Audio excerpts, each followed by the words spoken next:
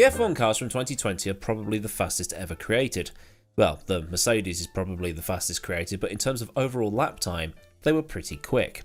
Today's ground effect F1 cars can't hold a candle to them. They had a lot of power, more downforce than you can shake a stick at, and were just awesome pieces of engineering. And another thing that is an awesome piece of engineering is Porsche's 919 Evo, or the tribute model, whatever you want to call it, the last hurrah for the 919 LMP1 car. It was stripped of all unnecessary weight, they then threw the rulebook out the window, and it was basically Porsche's way of saying, there are no rules for what we're going to do. We're going to go out and blitz the Nürburgring lap record, and then go faster than a Formula 1 car. And that's what they did.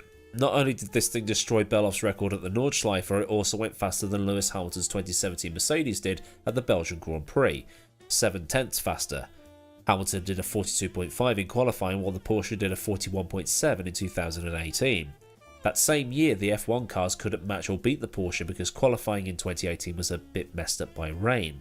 In 2019, the pole time set by Leclerc was a 42.5, so it wouldn't be until 2020 that the Porsche would be beaten by an F1 car at Spa, this being when Hamilton set a 141.252, which is half a second faster than the 919. But one thing that the 919 had in its back pocket is that Spa has two massively long flat-out sections, those being the run from La Source up to Eau Rouge, and then the run from Stavelot up to the bus stop, where it can deploy all of its unrestricted hybrid juice, and hit speeds of around 225 miles an hour. The Formula 1 car supposedly hit 220 at the end of the Kemmel Straight, but because of that extra battery power, the Porsche can attain that speed a lot earlier, and then maintain it. So how would all this fare at a track where there's less of those long flat-out blasts, where there's only one or two and then a multitude of direction changes and high downforce, high-speed sections? What if the two cars went head-to-head at somewhere like Silverstone instead? The 870 kilo Porsche versus the 750 kilo or so Mercedes. At the time of its Hamilton beating run at Spa, the Porsche was producing more downforce than an F1 car, but the F1 cars caught up over the next couple of years. So would it now be time for the F1 car to destroy Porsche's world beater? Now, obviously, this is just a video game. It's a simulation. Jimmy Broadbent would probably go quicker, and you'd be right, but it's just a bit of fun. Something I thought would be interesting to look at and see what it would be like at a track where there are so many different changes of direction, fast changes of direction that is, and what the time differences would be. What if Mercedes did the same thing with the W11? How much of an insane piece of kit would that be? Anyway, enjoy the laps.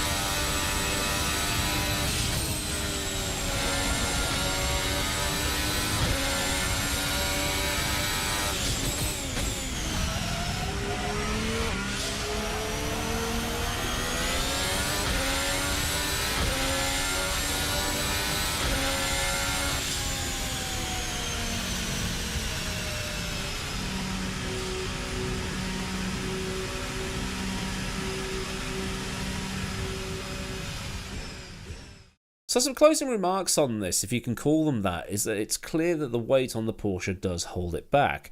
It's a bit like having the F1 car on full fuel. It takes longer to pull up and can't barrel into corners such as Brooklands or change direction as fast as the F1 car can. It also struggled a little bit in the slower section in turns 3 and 4, wanting to understeer, but it was all clawed back on the straights, as it was well over 200 miles an hour on pretty much every single one. There's also, according to the fast lap tracker, 0.2 or so on the table, so 0.7 of a second gap between the F1 car and the 919 at Silverstone does sound about right. It's also just a coincidence that my time in the 2020 F1 car was near as makes no difference, the same as Hamilton's pole time from the 2020 British Grand Prix. But it was all fun to see anyway, and I hope it got you thinking as well. So then, a bit of a fun video looking at the fastest F1 car ever side by side, sort of, with the fastest prototype ever. If this has been something fun for you, then do like the video, and for more like this, get subscribed with the bell on so you never miss out on any future content. Big thanks as ever to the patrons and channel members, and if you want to help out at a more personal level, there's a link in the description for Patreon, as well as a big old button to click for channel memberships. Well, there's super thanks if you just want to do a one-off tip. There's also links to Discord and to my socials in the description as well, if you just want to hang out and chat. So until next time, I've been AdmiralLaWind, normal service resumed tomorrow, and goodbye.